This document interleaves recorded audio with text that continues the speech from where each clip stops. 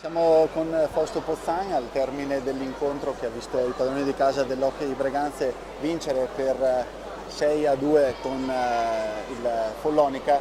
Fausto, ho detto in telecronaca proprio prima che prendevo il tuo posto, quindi non era facile sostituirti, ma ho detto ho visto Fausto bello motivato, ho seguito la riunione tecnica con i ragazzi, hai detto belle parole, soprattutto parole che hanno probabilmente toccato i ragazzi, perché sono tutti ragazzi che ci stanno mettendo tanto impegno, probabilmente un po' severa la posizione in classifica che hanno fino adesso, e gli hai detto ragazzi bisogna che tiriamo fuori il carattere, bisogna crederci, e credo che di carattere questa sera se ne sia visto parecchio.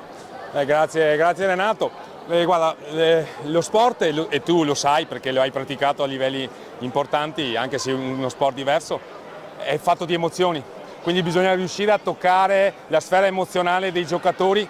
Ci ho provato, io sai che sono uno che parla tanto, infatti faccio il telecronista, e ho provato a toccare quelle sfere emozionali, e poi però i ragazzi sono stati fantastici, abbiamo lavorato tantissimo in difesa e poi i gol sono stati di qualità. Il problema di questa squadra è che deve riuscire a trovare anche le soluzioni facili, perché i gol bellissimi li sanno fare.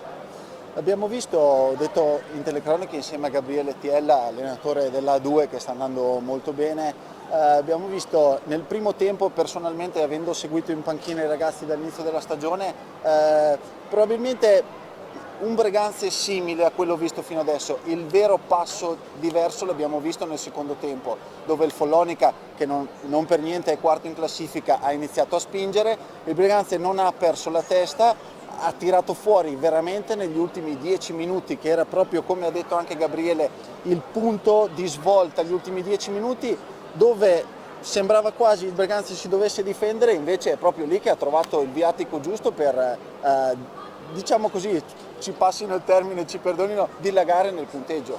Sì, il Follonica forse è stato sorpreso dalla nostra tenuta difensiva, dalla nostra capacità di ribattere colpo su colpo. E forse se hanno un piccolo difetto è sulla fase difensiva, sulla fase di pressing, perché sono giocatori fantastici.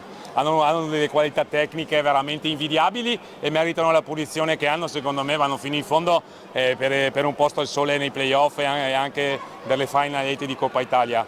Noi da questa sera possiamo provare a fare un'altra nuova inerzia, quella che era iniziata dopo la vittoria col Sandrigo, che ci aveva portato a fare buone prestazioni e ci aveva portato fino all'1-0 di Bassano.